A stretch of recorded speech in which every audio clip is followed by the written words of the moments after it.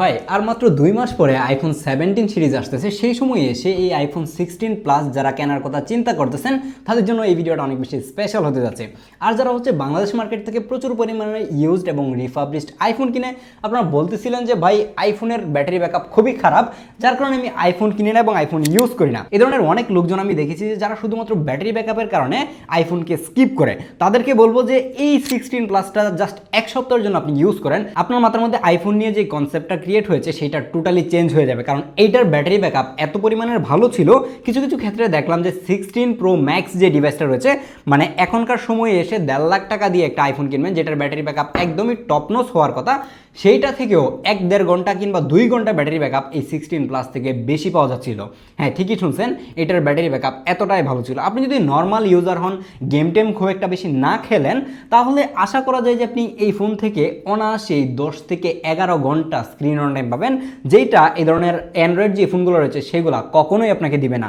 এবং এটা অনেক বেশি স্টেবল, এবং আপনি যদি অনেক বেশি প্রেশারও দেন তারপরেও যে ব্যাটারি ব্যাকআপটা অনেকটাই ডাউন করবে, ব্যাপারটা এরকম না। ব্যাটারি ব্যাকআপ হয়তো বা আধা ঘন্টা কিংবা 40 মিনিট এদিক সেদিক হতে পারে। তার মানে বুঝতেই পারতেছেন যে এটার ব্যাটারি ব্যাকআপের কি অবস্থা। শুধুমাত্র কি এই 16 প্লাসটা ব্যাটারি ব্যাকআপের জন্যই কিনবেন? না, ব্যাটারি ব্যাকআপ ছাড়াও এটার মধ্যে আরও অনেক কিছু রয়েছে, যেটার কারণে এই সময়ে এসে যে জায়গার মধ্যে 2 মাস পরে হচ্ছে যে আইফোন 17 এয়ার আসতে যাচ্ছে, সেইটা অনেকেই কিনতে চাবে। বাট এই 16 প্লাসটাই মনে হয় আইফোনের প্লাস সিরিজের লাস্ট ফোন হতে যাচ্ছে।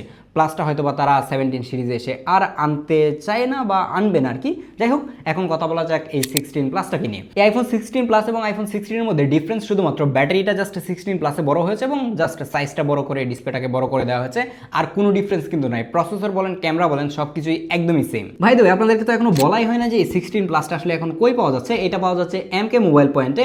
এমকে মোবাইল পয়েন্টের ফিজিক্যাল শপ রয়েছে হচ্ছে বসুন্ধরা সিটিতে। তাছাড়াও বাংলাদেশের যে কোনো জায়গা থেকে চাইলে আপনি কুরিয়ারের মাধ্যমে এই ধরনের ফ্রেশ কন্ডিশনের আইফোন অথবা যে কোনো ধরনের ফোন কিন্তু তাদের কাছ থেকে পারচেস করতে পারবেন। তাদের ব্যাপারে সকল কিছু ডিটেল আমি ভিডিও নিচে ডেসক্রিপশনে অ্যাড করে রাখবো, ভিজিট করতে একদমই ভুলবেন না। অবশ্যই যে কোনো ফোন কেনার আগে তাদের ব্যাপারটা একটু মাথায় রাখবেন। অ্যাপেল আইফোন 16 সিরিজে এসে আমাদের সাথে যেটা ইনোভেশন হিসেবে ইন্ট্রোডিউস করিয়ে দিয়েছিল সেটা হচ্ছে এই কন্ট্রোল বাটন, এবং এই 16 প্লাসের মধ্যেও সেই মূলা আপনি পাবেন।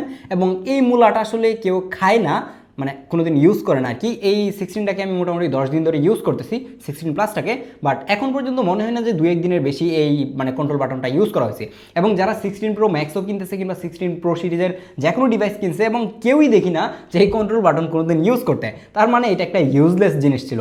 বাট ইউজফুল জিনিস কিন্তু তারা 15 এসে দিয়ে দিছিল, সেটা হচ্ছে এই টাইপ সি পোর্ট। আর ডিজাইন নিয়েও নতুন করে বলার কিছু নাই। অ্যাপেলের ডিজাইন যখন মার্কেটে আসে সবাই একদম মুখস্থ করে ফেলে, এবং অন্য ফোন কোম্পানিগুলোও দেখা যায় যে অ্যাপেলের যে ডিজাইন আনে সেই ডিজাইনটাকে দুমায় কপি মারা শুরু করে।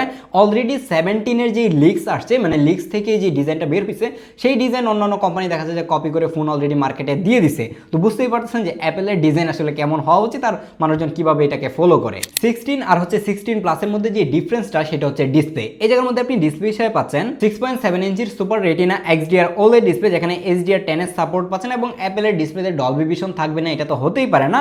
আর এইটার pick brightness 2000 nits, but missing কোন জায়গায় জানেন? সেটা হচ্ছে হায়ার রিফ্রেশ রেট। এরকম 6.7 ইঞ্চির বিশাল বড় একটা ডিসপ্লে যখন 60 হার্জের হয়, তখন ডিসপ্লেটা ইউজ করতে গেলে ভালোভাবেই ফিল করা যায় যে এটা মানে একদমই ল্যাগ করতেছে এরকম মনে হয়, এবং আপনাকে মোটামুটি 10 দিনের মতো প্যারা দিবে, যে এটা মনে হবে আপনার চোখের মধ্যে বেঁধে বেঁধে চলতেছে এরকম একটা অবস্থা। আর আপনি আরো বেশি প্যারা খাবেন যদি আপনি সাইড বাই সাইড যে কোনো একটা 120 হার্জের অ্যান্ড্রয়েড ডিসপ্লে ইউজ করেন। তখন যখন এইটা থেকে এই আইফোনে আসবেন তখন আরো বেশি প্যারা খাবেন, মনে হবে যে এই ডিসপ্লেটা কেমন জানি মানে ল্যাগ করতেছে, এরকম সবসময় মনে হতে থাকে। কিছুদিন পরে যে আইফোন 17টা আসতে যাচ্ছে সেটার মধ্যে কিন্তু তারা হায়ার রিফ্রেশ রেটে চলে গেছে অলরেডি, মানে প্রমোশন দেওয়া শুরু করেছে। মানে 60 হার্জের ডিসপ্লেওয়ালা কোনো ফোন কিন্তু অ্যাপেল থেকে আমরা আর দেখছি না, এবং এটাকে অ্যাপ্রিসিয়েট করতে হয় যে মানে বুড়া বয়সে এসে অ্যাপেল হচ্ছে 60 হার্জটাকে স্কিপ করে 120 হার্জে গেছে।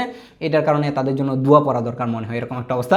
যাই হোক, এইটার ডিসপ্লে নিয়ে কোনো অবস্থাতেই কমপ্লেন করার সুযোগ নাই। লাস্ট ইয়ারে আমরা দেখেছি যে 15 প্লাসের মধ্যে যেই সাইজের ডিসপ্লে 15 প্রো ম্যাক্সের মধ্যে সেম 6.7 ইঞ্চি ডিসপ্লে ইউজ করা হয়েছিল, বাট এটার মধ্যে এখন কিন্তু 6.7 ইঞ্চি ডিসপ্লে রয়েছে, এবং 16 প্রো ম্যাক্স যেটা সেটার মধ্যে 6.9 ইঞ্চি ডিসপ্লে। মানে এই জায়গায় কিন্তু একটা গ্যাপ রয়েই গেছে, এবং এই গ্যাপটা আসলে থাকা দরকার, কারণ এত বড় ডিসপ্লে আমার কাছেও পার্সোনালি ভালো লাগে না। এইটাই আমার কাছে অনেক বেশি বড় মনে হয়। 16 প্রো ম্যাক্সটা ইউজ করার সুযোগ এখনো হয় নাই, সেইটা হাতে নিলে কি অবস্থা হবে আমার নিজেও আমি শিওর না। আইফোনের ডিসপ্লে নিয়ে কোনো অবস্থাতেই কমপ্লেন করার সুযোগ নাই, এটা একদমই ফ্ল্যাগশিপ লেভেলের একটা ডিসপ্লে, টপনস লেভেলের ডিসপ্লে। কিন্তু এই ডিসপ্লেটা নিয়ে অনেকেই ভয়ে থাকে যে ডিসপ্লের মধ্যে গ্রিন লাইন কিংবা ডিসপ্লে গ্রিন অথবা হোয়াইট হয়ে যাবে কিনা। 16 সিরিজের মধ্যে এখন পর্যন্ত এই ধরনের ইস্যু দেখা যায় নাই।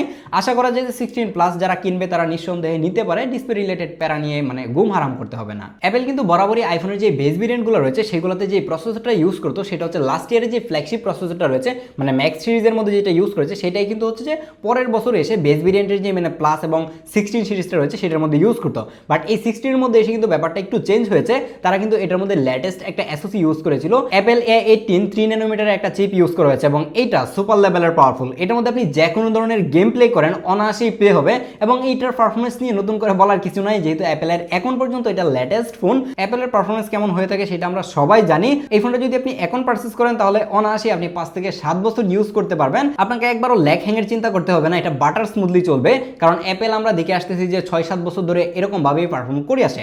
আপনি এখনো যদি একটা আইফোন এক্স কিংবা XR অথবা XS এই ডিভাইসগুলো ইউজ করেন আপনি ফিল করতে পারবেন যে একটা 4-5 বছর 6-7 বছর পুরাতন ফোনের মধ্যে কতটুকু ভালো পারফরমেন্স ধরে রাখা যায় সেটা শুধুমাত্র অ্যাপেলই দেখিয়ে যাচ্ছে। আপনি যদি স্যামসাং কিংবা অন্যান্য একটা অ্যান্ড্রয়েড ফোন আপনি 6-7 বছর পুরাতন ফ্ল্যাগশিপ ফোনও হাতে নেন কিংবা ইউজ করেন আপনি ফিল করতে পারবেন যে ল্যাগ করতেছে, হ্যাং করতেছে। বাট অ্যাপেলের ক্ষেত্রে এই জিনিসটা একদমই দেখা যায় না। নাও কথা বলা যাক এটার ক্যামেরা নিয়ে। এর ব্যাক সাইডে একটা 48 মেগাপিক্সেলের মেইন লেন্স ইউজ করা হয়েছে, তার পাশে একটা 12 মেগাপিক্সেলের আলট্রা ওয়াইড ক্যামেরা। আপনি যদি এটার পোর্ট্রেট মোডে ফটোগ্রাফির জন্য যান তখন দেখতে পারবেন যে বাই ডিফল্ট 1x এবং 2x কিন্তু সাজেস্ট করতেছে। আপনি চাইলে কিন্তু এভাবে 2 আঙ্গুল দিয়ে ধরে এটাকে ডিজিটালি 3x পর্যন্ত জুম করতে পারবেন। আপনি সাইড বাই সাইড ছবিগুলো দেখেন যে 3x ডিজিটালি জুম করে ছবি তোলা হচ্ছে, কিন্তু দেখে মনেই হয় না যে এটা ডিজিটাল জুম করা, মনে হয় যে একটা ডেডিকেটেড কোনো একটা 12 মেগাপিক্সেলের লেন্স দিয়ে ছবি তোলা হচ্ছে। এর এজ ডিটেক্ট এবং শার্পনেস এতটাই ভালো ছিল, ডিজিটালি জুম করার পরেও কোনো অবস্থাতেই নয়েজ দেখা যাচ্ছে না এবং গ্রেনেরও কোনো দেখা পাচ্ছিলাম না। হ্যাঁ, এটা দেখা যায় যখন আপনি লো লাইটে ছবি তুলবেন তখন 2x এ ছবি তুললে দেখা যায় যে মোটামুটি নয়েজ চলে আসে এবং এটাকে ডিজিটালি কিন্তু শার্পও তারা করে না। অ্যান্ড্রয়েডের ক্ষেত্রে কি দেখা যায় যে প্রসেস করে মানে নয়েজগুলোকে অনেকটাই রিমুভ করতে গিয়ে ছবিটাকে একদমই মানে ফ্ল্যাট করে দেয়, মানে অনেকটাই মিক্সড হয়ে যায়, ডিটেল হারায় যায়। অ্যাপেলের ক্ষেত্রে ব্যাপারটা এরকম হয় না, যেটা আমার কাছে অনেক ভালো লাগে। কিন্তু অ্যাপেলের লো লাইট নিয়ে আর একটু বেশি কাজ করা দরকার। যারা এখনো মনে করেন যে পোর্ট্রেট ফটোগ্রাফির জন্য একটা ডেডিকেটেড লেন্স দরকার, হ্যাঁ ডেডিকেটেড লেন্স হলে বেটার কোয়ালিটি পাওয়া যায়, বাট এটাতে ডিজিটাল জুম করে যে ছবিটা পাবেন সেটা কিন্তু একদমই খারাপ না। যারা চিন্তা করতেছেন যে এটার মধ্যে 3টা লেন্স নাই এটা নিব না, তাদের কনসেপ্টটা মনে হয় যে ভুল। আপনি চাইলে এটা একবার ট্রাই করে দেখতে পারেন। তাছাড়াও এর মেইন লেন্স এবং এর আলট্রা ওয়াইড লেন্স দিয়ে আমি নর্মাল মোডে অনেক ছবি তুলে দেখেছি যে ছবির কোয়ালিটি অনেক বেশি ভালো ছিল।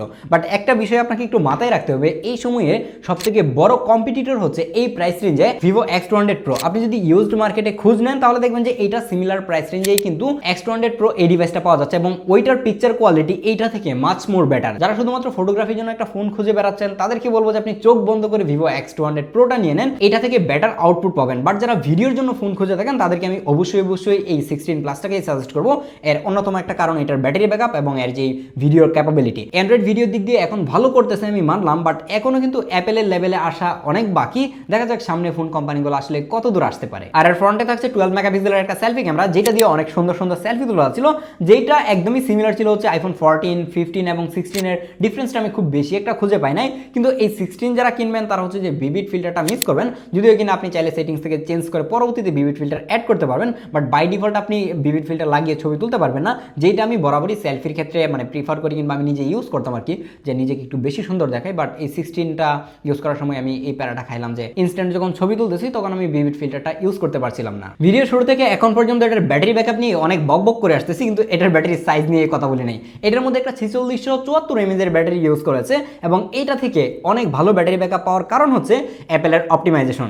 যারা হচ্ছে iOS 26 এর মধ্যে অলরেডি আপডেট দিয়ে দিয়েছেন তাদের ব্যাপারটা আলাদা, কারণ তারা ব্যাটারি ব্যাকআপ নিয়ে হয়তোবা প্যারা খাচ্ছেন। এটার মধ্যে এখনো কিন্তু iOS 18 যেটা রয়েছে সেটা রান করতেছে এবং বেটা ভার্সনে আমি কোনো অবস্থাতেই আপডেট দিই না। আপডেট দিলে ব্যাটারি ব্যাকআপ কমে যাবে, এটা মোটামুটি নর্মাল। শোনা যাচ্ছে যে iOS 17 এর মধ্যে হয়তোবা ম্যাক্স সিরিজের ফোনটার মধ্যে আমরা 5000 mAh ব্যাটারি ফাইনালি পেতে যাচ্ছি।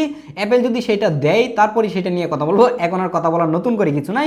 আপনারা সবাই জানেন যে অ্যাপেলের প্লাস সিরিজের যে ফোনগুলো রয়েছে সেগুলোর ব্যাটারি ব্যাকআপ বরাবরই ভালো হয়ে থাকে। এর কারণটা জাস্ট আপনাদেরকে একটু বলি যে এই প্লাস সিরিজ কিংবা বেস ভেরিয়েন্টের ফোনগুলোতে কিন্তু A18 ইউজ করা হয়েছে, প্রো এবং ম্যাক্স ফোনগুলোতে কিন্তু 18 প্রো চিপ ইউজ করা হয়েছে। সেগুলো যেহেতু একটু পাওয়ারফুল এসওসি, যার কারণে কিন্তু সেটার মধ্যে ব্যাটারি ব্যাকআপটা স্লাইটলি কম পাওয়া যায়। এটার প্রসেসরটা যেহেতু একটু লো পাওয়ারের, যার কারণে কিন্তু ব্যাটারি ব্যাকআপটা আমরা তুলনামূলকভাবে বেশি পাচ্ছিলাম। আপনারা যারা বসুন্ধরা এবং যমুনা থেকে রিফার্বিশড এবং ইউজড আইফোন কিনে প্রচুর পরিমাণে ঠকছেন এবং ব্যাটারি ব্যাকআপ নিয়ে প্যারা খাচ্ছেন, তাদেরকে হচ্ছে যে আজকের ভিডিওতে এই 16 প্লাসটা সাজেস্ট করে আমি বিদায় নিচ্ছি। আল্লাহ হাফেজ।